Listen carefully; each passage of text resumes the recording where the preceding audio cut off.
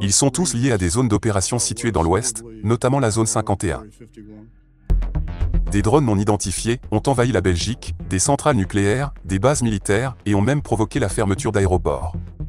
Certains de ces mystérieux engins, filmés au-dessus d'un aéroport en Belgique, sont énormes et volent de manière inhabituelle. L'armée belge a même autorisé leur destruction. Voyons cela de plus près, car ils n'ont pas vraiment brillé avec leur réaction, comme beaucoup d'autres. Autre sujet passionnant, un objet qui s'est récemment écrasé près de la célèbre base 51, dans le Nevada. Si vous êtes intéressé par la rapidité d'intervention des services secrets et de l'armée, et de la manière dont toute cette affaire est dissimulée, vous êtes au bon endroit. Vous découvrirez aussi comment ces invasions de drones sont potentiellement liées à la base 51 et à d'autres sites secrets aux États-Unis. Et en exclusivité pour le nouveau documentaire, The Edge of Disclosure, le général James Clapper a déclaré que ces objets sont liés à la base 51. Ce n'est peut-être pas une surprise pour beaucoup d'entre vous, ce qui explique probablement le silence persistant de Trump sur ces sujets. Bien qu'il ait publiquement promis de tout révéler, la finalité de ces aéronefs inhabituels demeure un mystère. Et c'est là que l'histoire prend une tournure bien plus sombre. Comme d'habitude, ces derniers jours et semaines ont également été marqués par des informations concernant la supposée comète Troy Atlas, et la Chine, qui a publié pour la première fois des photos et des vidéos de cette chose. Mais franchement, était-il vraiment obligé de le faire? Bienvenue sur La Vérité est ailleurs.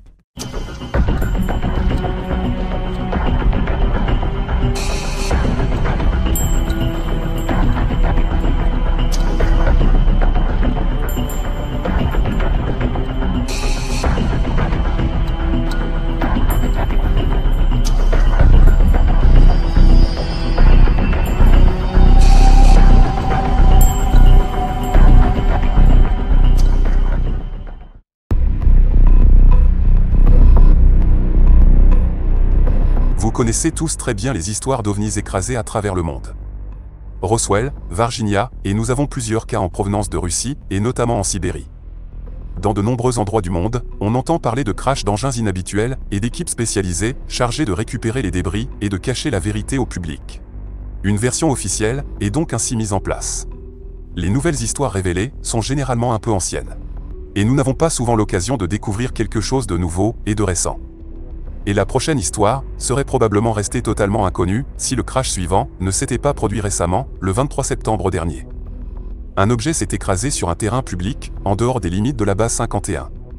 La réaction des militaires et des autres services a été immédiate. Et nous n'aurions jamais entendu parler de cette affaire s'il n'y avait pas eu de chasseurs d'ovnis dans cette région du Nevada, spécialisés dans la surveillance de cette base. Bien que cette installation ultra-secrète soit située dans le désert, dans une vaste zone interdite au public, elle est entourée de montagnes et de terres libres d'accès. Et un grand nombre de personnes se rendent littéralement dans ces montagnes pour surveiller la base 51. En effet, on peut la filmer de loin avec d'excellentes optiques, et il est également possible d'écouter partiellement les communications radio de la base, si vous êtes un radioamateur. Bien sûr, je ne parle pas du personnel à l'intérieur de cette base, donc on ne peut pas découvrir de très grands secrets, mais des équipes de sécurité à l'extérieur, qui utilisent évidemment les communications radio pour échanger des informations.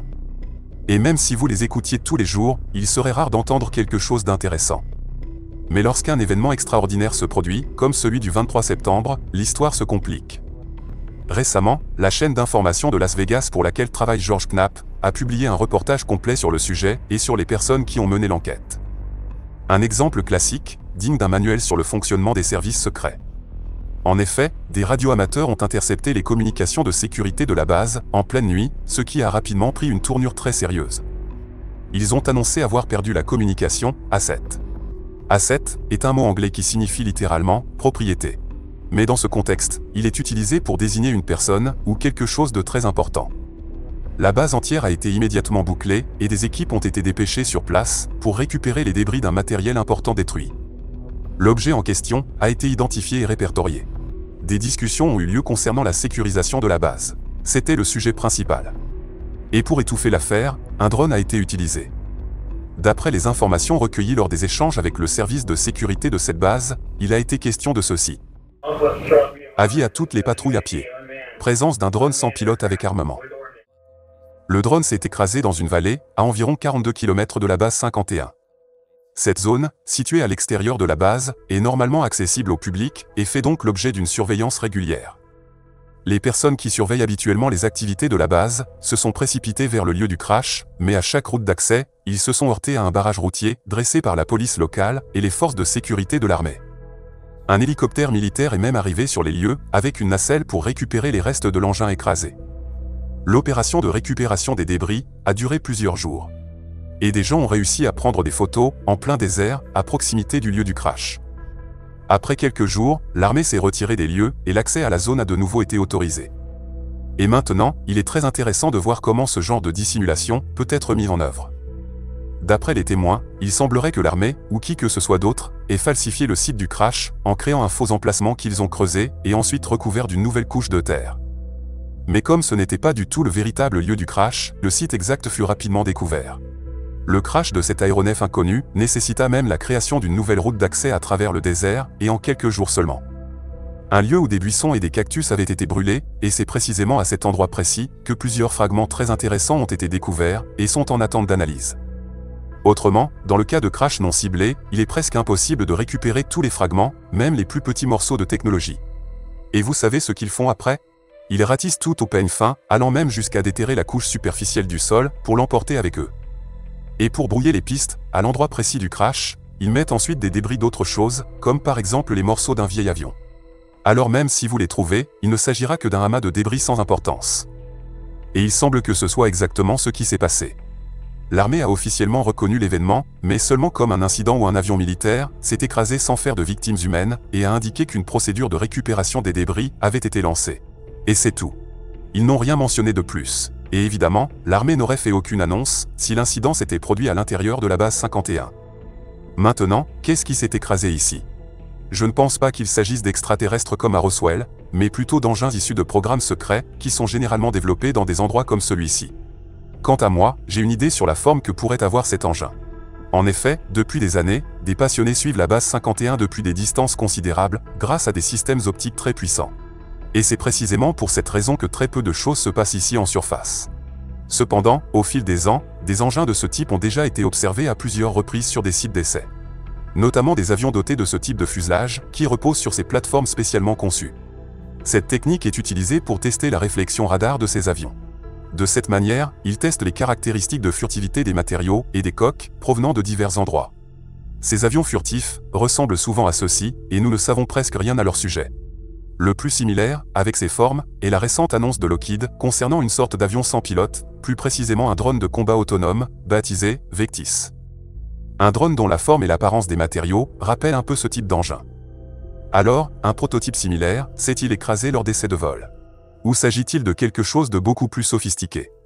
On ne le saura probablement jamais, car il s'agit de programmes ultra secrets, et c'est uniquement par un pur hasard que nous avons eu connaissance de cet incident inhabituel, qui constitue un exemple parfait de la manière dont ces programmes fonctionnent lors de ce type d'accident. Et tout indique qu'ils sont directement liés à la situation actuelle en Europe, aux États-Unis l'année dernière, mais aussi ailleurs, selon les dernières déclarations inédites de témoins, montrées dans le documentaire « The Edge of Disclosure ». Ces engins mystérieux, appelés drones, proviennent de sites secrets comme la base 51. Et un homme s'est exprimé ouvertement à ce sujet.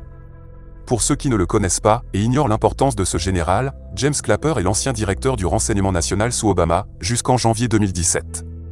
Il supervisait donc toutes les agences de renseignement américaines.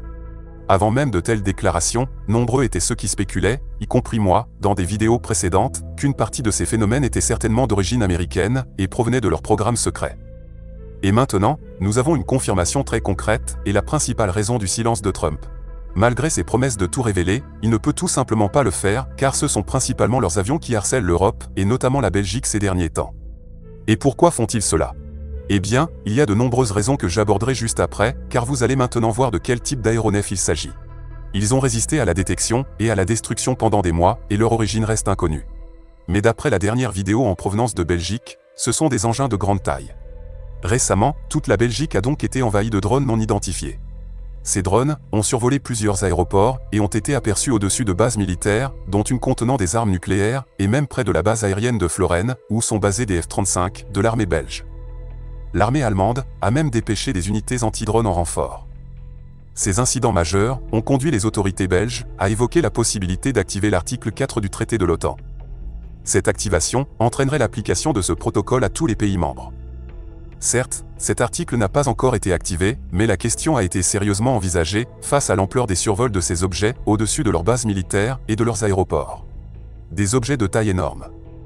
Nous avons même une vidéo de l'un de ces mystérieux engins survolant l'aéroport principal de Bruxelles, directement au-dessus de la tour de contrôle et des pistes principales, à très basse altitude. Il semblerait qu'un média belge, qui est visiblement soucieux d'en revendiquer l'exclusivité, a publié cette vidéo. Il est donc clair qu'il s'agit bien de sa propriété. Ils ont apposé un filigrane directement sur cette vidéo, en plein milieu, ce qui est totalement inhabituel. C'est une marque impossible à supprimer. Et il y a de fortes chances qu'ils suppriment votre vidéo si vous utilisez leur contenu, c'est pourquoi je la laisse en pause. Mais YouTube a mis en place une astuce et un mécanisme permettant de copier et de commenter des vidéos. Vous pouvez utiliser la vidéo, mais vous n'êtes pas autorisé à la lire dans son intégralité. Je vais donc faire des pauses d'environ 7 secondes, car il n'y a pas d'autre solution. Cela n'aurait aucun sens de supprimer cette vidéo, mais par précaution, je suis obligé de procéder ainsi. Malgré ces courtes pauses, vous verrez quelque chose de très intéressant. Comme d'habitude, le fuselage de cet engin est incroyablement bien camouflé dans l'obscurité.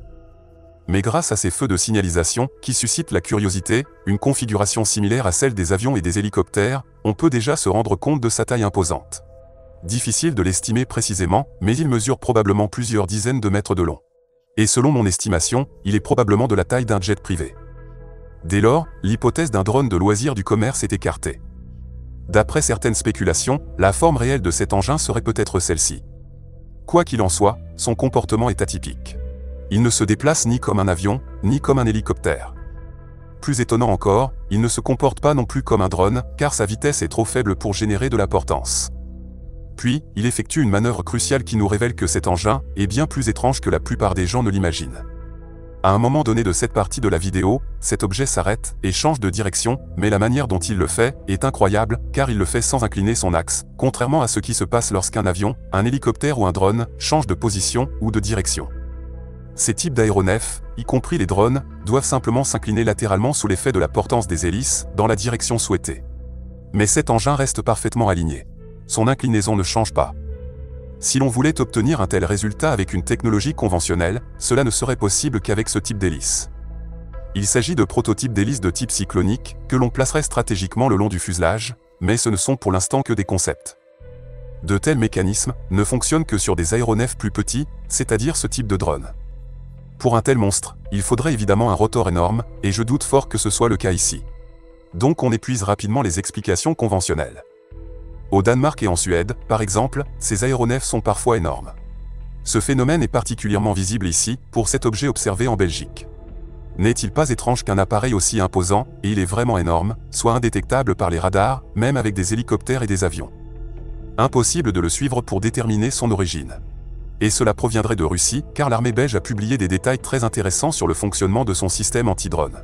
Ces derniers envoient d'abord de petits drones sur place pour tester les systèmes de défense et de détection, et surtout, les fréquences utilisées.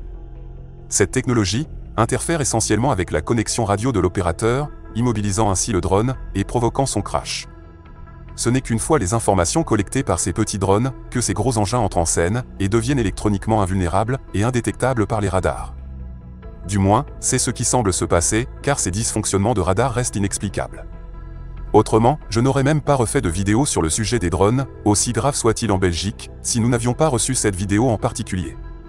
Or, le même média a publié un article sur un prétendu glissement de terrain près d'une base militaire. C'est un exemple flagrant qui prouve qu'il ne faut jamais se fier aux tabloïds qui ont présenté cette vidéo comme celle d'un drone. En effet, plusieurs observateurs ont souligné qu'il pourrait tout aussi bien s'agir d'un avion en approche d'atterrissage. Mais cette situation est totalement inédite. N'est-il pas troublant de constater à quel point on banalise le fait que des objets non identifiés, aux intentions inconnues, survolent un grand nombre de pays européens, alors que nos armées ne nous protègent pas comme elles le devraient? De la même manière, la Pologne, membre de l'OTAN, a déclaré avoir récemment abattu des drones qui auraient violé son espace aérien et qui seraient soi-disant d'origine russe. Donc si c'est vrai, on suppose qu'ils sont capables de le faire. Mais alors, étaient-ce vraiment les mêmes types de drones, ou de la désinformation? En effet, la plupart du temps, il n'y a quasiment aucune réaction. Cela ne peut signifier que deux choses. Soit ils ne peuvent pas les abattre, parce qu'ils ont essayé de le faire sans que nous le sachions, soit ils ne peuvent pas les abattre, parce qu'ils savent à qui ils appartiennent. Ces deux hypothèses sont possibles, si ces engins non identifiés, qui survolent l'Europe, proviennent de la base 51, ou depuis d'autres endroits secrets. Mais pourquoi s'en prendre à nous, les pays alliés? Et finalement, à nous-mêmes? Il y a plusieurs raisons, et aucune n'est acceptable. À mon avis, il s'agit très probablement d'une guerre psychologique hybride, visant à déstabiliser la région et à intimider, afin de créer un agenda et de construire un récit. Autrement dit, il s'agit de façonner une situation et au final, provoquer un événement futur de grande ampleur. Imaginez une attaque électronique massive, impliquant ce type d'engin, pour semer la paranoïa et accuser ensuite la Russie, voire la Chine. Et peut-être que l'objectif est encore plus sombre, étant donné que ces événements se produisent partout dans le monde. Ils envisagent peut-être de créer un véritable événement planétaire, avec ces engins non conventionnels.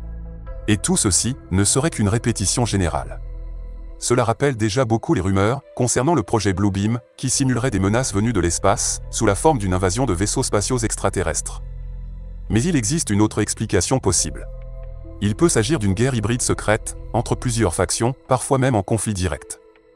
On ne parle pas seulement des Chinois et des Russes, mais aussi d'entreprises américaines, chacune poursuivant ses propres objectifs. Ces entreprises s'affrontent parfois au sujet de ces technologies avancées, dont certaines sont d'origine extraterrestre.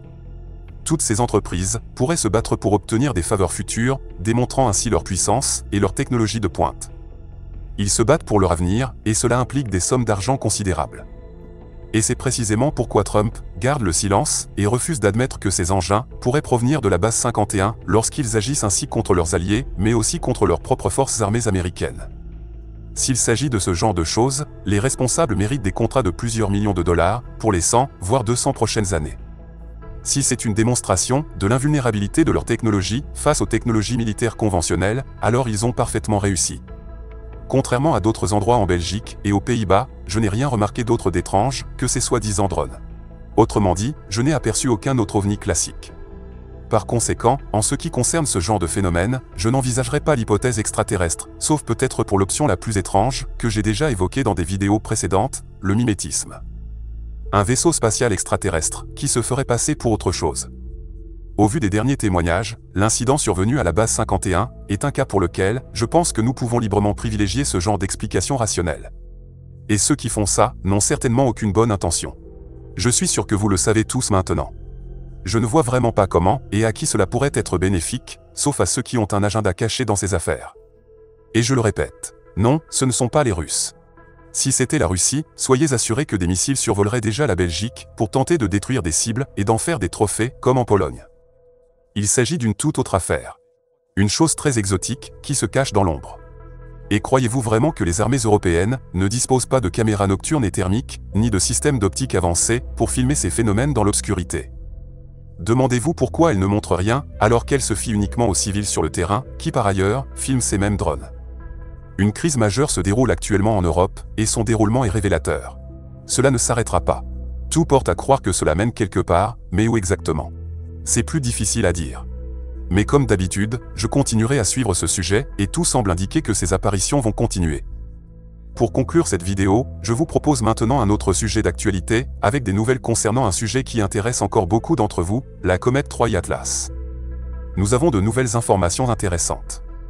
Anna Paulina Luna, la députée dont j'ai déjà parlé dans des vidéos précédentes, a reçu une réponse de la NASA récemment. L'agence a reconnu posséder des photos de Troy Atlas, mais qu'en raison de problèmes administratifs, elle ne pouvait pas les publier car le gouvernement américain est toujours paralysé par des problèmes de financement. Elle ne peut donc plus fonctionner normalement, mais elle affirme travailler à la résolution du problème et que les photos seront bientôt disponibles.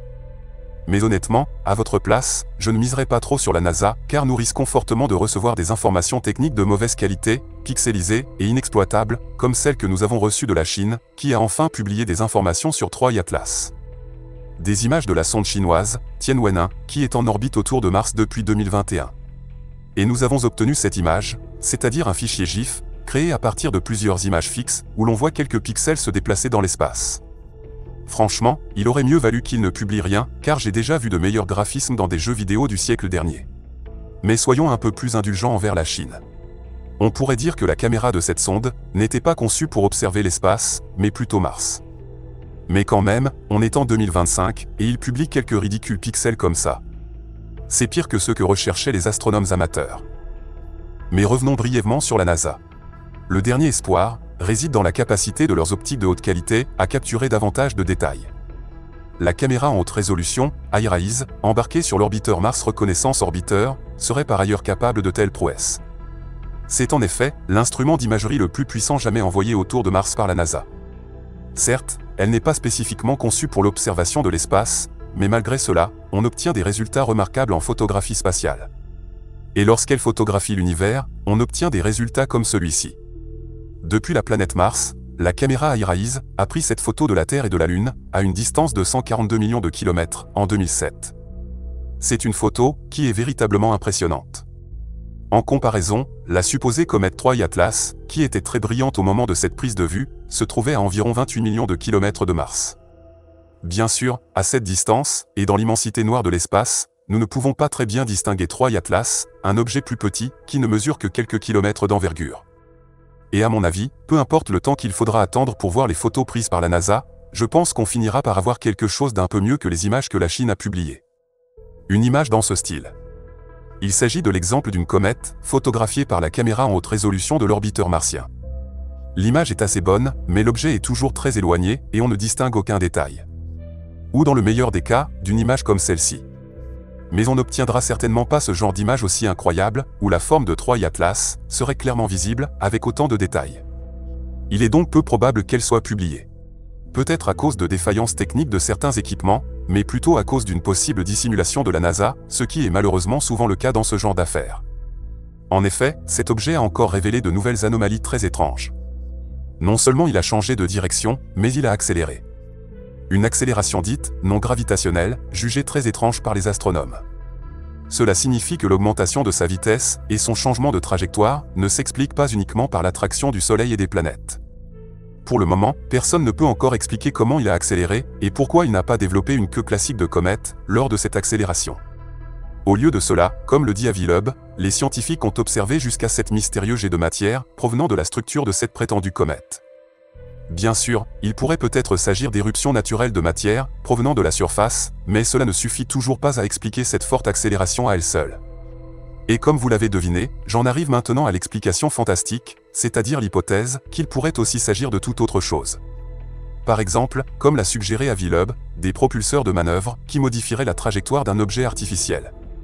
Comme cet objet sera bientôt de nouveau visible pour les télescopes terrestres, qui continueront à le surveiller, nous devrions également recevoir davantage de photos de Hubble et de James Webb, des télescopes qui ont pris ce genre de photos avant que Troy Atlas ne passe derrière le Soleil. Et elles seront très intéressantes. Cet objet est donc vraiment très étrange, et il est inédit qu'un seul objet soit entouré d'autant d'anomalies et de mystères, qui s'agrandissent de jour en jour. Lorsque j'ai commencé à suivre ce sujet, j'ai exprimé mon opinion dans une vidéo précédente. Il s'agit peut-être juste d'une comète très inhabituelle, car nous ne savons absolument rien de ces objets interstellaires, mais toutes ces anomalies, qui s'enchaînent les unes après les autres, sont vraiment très suspectes. Par ailleurs, selon les scientifiques, le mystérieux objet interstellaire a maintenant commencé à briller de manière inattendue et ils ne savent pas l'expliquer. Et évidemment, Troy Atlas va se rapprocher de la Terre en décembre 2025. À ce moment-là, les télescopes au sol, ainsi que les télescopes Hubble et James Webb, seront en mesure de diagnostiquer son intégrité. Et si les observations révèlent que Troy Atlas ne s'est pas désintégré et a conservé son intégrité en tant que corps unique, l'hypothèse de la comète naturelle serait exclue, a récemment déclaré Avi Loeb, le célèbre astrophysicien de l'université de Harvard, qui revient sur le devant de la scène. Autrement dit, il s'agirait d'une sorte de sonde, ou d'un vaisseau spatial extraterrestre, se faisant passer pour une comète. Les astronomes observent constamment les comètes, et nous connaissons en grande partie leur composition et leur comportement, car elles sont généralement toujours présentes et orbitent autour du Soleil. Mais là, il s'agit d'un objet très étrange, qui vient d'une zone de l'univers dont nous ignorons tout. Autre fait étrange, des astronomes ont détecté un nouvel objet mystérieux, se déplaçant rapidement dans notre système solaire. L'objet a été localisé sur une trajectoire directe entre l'objet interstellaire Troy Atlas, déjà très connu, et la Terre. Ce qui a conduit certains internautes à suggérer que cet objet pourrait être une sonde plus petite, larguée par Troy Atlas, comme je l'ai déjà évoqué dans ma vidéo précédente. Ce qui renforce encore l'hypothèse controversée que le troisième visiteur interstellaire serait bien une sorte de vaisseau spatial extraterrestre. Donc personnellement, je partage l'opinion d'Avi Loeb. Il est fort probable que ce soit quelque chose d'inhabituel. S'il s'agit réellement d'une sonde interstellaire, c'est une sonde active, ou alors un très ancien vaisseau spatial, encore fonctionnel. Et le fait qu'il semble s'aligner parfaitement avec le plan de l'écliptique, c'est-à-dire les planètes autour du Soleil, une probabilité proche de 0, ne semble pas due au hasard. Cela suggère en effet que sa trajectoire pourrait avoir été calculée à l'avance. L'objet interstellaire semble également avoir été plus intéressé par la planète Mars, ce qui est très révélateur. En effet, l'un d'entre vous a écrit un commentaire très intéressant à ce sujet. Et si c'était une ancienne sonde automatique, ou une sorte de vaisseau spatial envoyé dans un lointain passé, il y a des millions d'années, pour explorer la vie dans notre système solaire, et peut-être une vie intelligente, non pas sur la Terre à cette époque, mais sur Mars. Bien sûr, c'est une hypothèse très audacieuse, mais elle n'en reste pas moins fascinante. Si tel est le cas, il est possible que la civilisation ayant envoyé cette sonde n'existe plus depuis longtemps. Et peut-être alors que cette sonde, ou ce vaisseau spatial, soit les seuls vestiges de cette ancienne civilisation qui, si elle existe encore, a peut-être même oublié l'existence de cette mission. En effet, nous les humains, nous avons accompli quelque chose de très similaire. Les sondes Voyager, qui se trouvent actuellement dans l'espace interstellaire, ne s'approcheront relativement près de ces autres systèmes solaires que dans environ 40 000 ans. Et qui sait ce qu'il adviendra de notre civilisation dans le futur? Se souviendra-t-on encore de l'envoi de ces sondes vers d'autres systèmes solaires? Et qui sait si ces sondes seront découvertes au cours de ce très long voyage? Troy Atlas, s'il est bien d'origine artificielle, semble toujours actif. Il est immense, et bien plus avancé que ce que nous avons déjà envoyé dans l'espace. Et c'est vraiment passionnant, car vous êtes sur La Vérité est ailleurs, un endroit où la vérité semble parfois plus étrange que la fiction. À bientôt.